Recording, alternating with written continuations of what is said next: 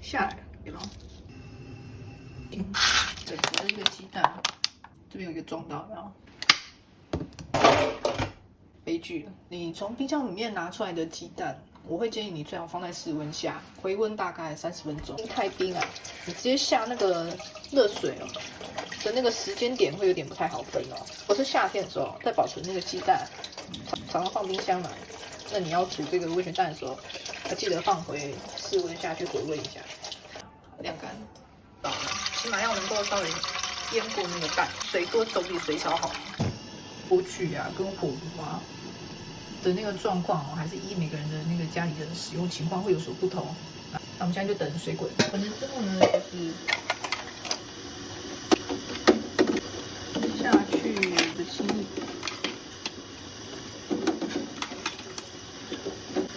6分钟，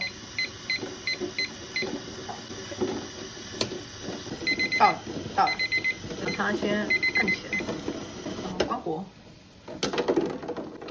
你也可以有个大筛子啊，都可以啦，都可以啦。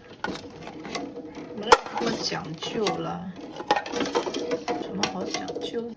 烫，可是它这个还很烫，马上就是给它水下去。水下去呢，让它那个温度降下来。它这个蛋壳在一个很热的状态里面，那个水是冷的，打下去这样一个热胀冷缩。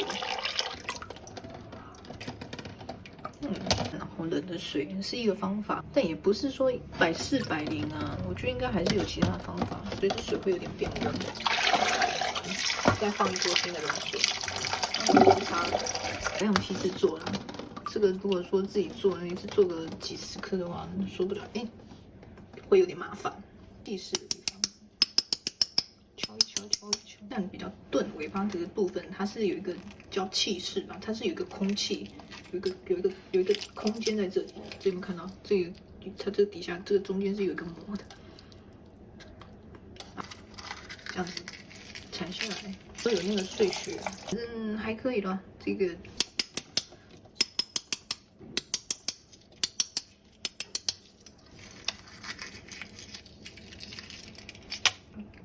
看来这个皮肤很好，打雷射。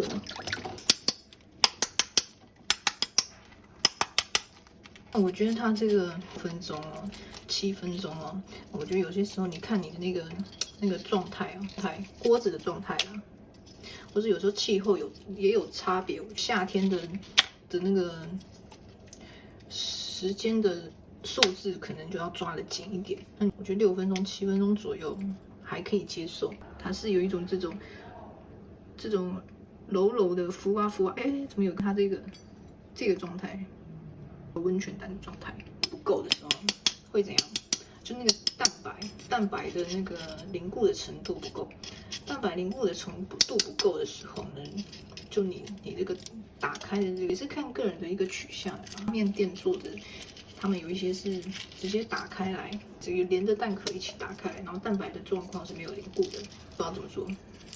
那你看这样子，用这个汤匙，这种大宽头的汤匙，就慢慢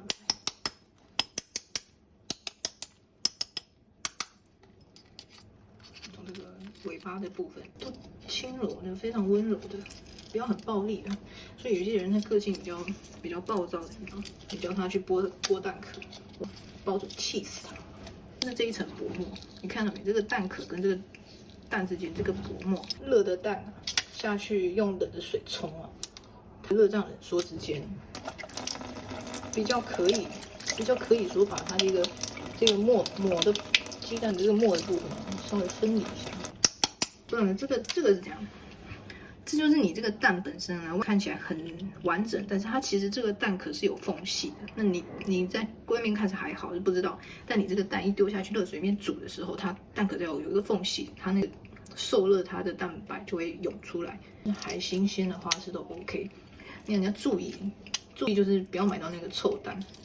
我觉得那就是你那个鸡蛋如果有问题，它会有一个味道，那个味道什么，就有一点那种，就是有一个臭味。你如果觉得它看起来不太妙，或者是这个闻起来有一些怪味的话，你不要觉得是你错了，很大的程度就是那个食材是不新鲜的。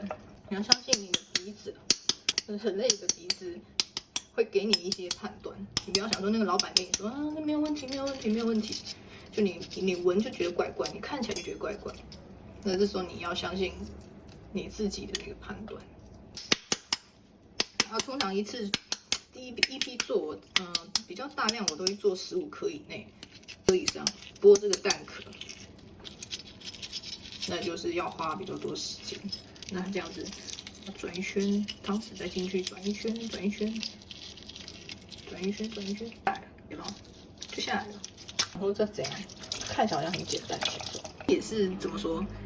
这个煮这个蛋啊，煮了好多次了。失败很多次，那个蛋壳粘在上面，这扒下来就是坑坑洞洞的，然后看着这样，看着就不舒服，就伤心。这就是剩下来的那个蛋壳。可其实你如果有一些堆肥啊，你把它放在盆栽上，好像可以当这个肥料。看一下，哎，小心你的手哦。来看一下，这个溏心的这个程度就很 OK。多1分钟，多30秒，然后你自己去试。你就有一个重点，你这个蛋要买好一点的蛋。好，我拜托你，市场有一些蛋你搞不懂它，你没买过的，你先买几个回家试试看，看它那个蛋好不好。我买这个蛋要做这个温泉蛋的话，你要最好是先买有一些有认证的农场认证的稍微好一点的蛋，因为它这个流心的程度它是有点半生熟的哈，我强烈建议你买好一点的蛋，那个口感上的体验会好很多。我是先上一些盐巴，然后有一个底味。你做的第一点就是它这个煮要煮得好，这个流心的程度是你要觉得 OK， 蛋白的凝固的程度要有，你要腌酱油蛋那很多那种调味调方啊，就是很多种啊，度呢这个就是个人去调，个人口味去调。那我就是比较偷懒，白鱼酱油大概的给它腌过一半差不多，啊，看对一半差不多啊，香油啊，哇，那很多。那我觉得你要试的话，每个人口味不一样，那你自己去试。彩鱼酱油下去以后，那它颜色就会变，味道越重不用我讲吧。塑料袋也可以，你把它封起来。你那个冰箱，有些人的冰箱里面五味杂陈，这个蛋会吸那个冰箱里面的味道，封起来。让它可以比较安全的从那个酱油里面去入味。就说你那个蛋有怪味，封起来。看一下这个隔了一天，看你这个蛋的状况。因为它压在底下，所以颜色弄不到。溏心的状况，它微微的凝固，那个爆香的状况，蛋黄膏状的这种状态呢，也会更加的明显。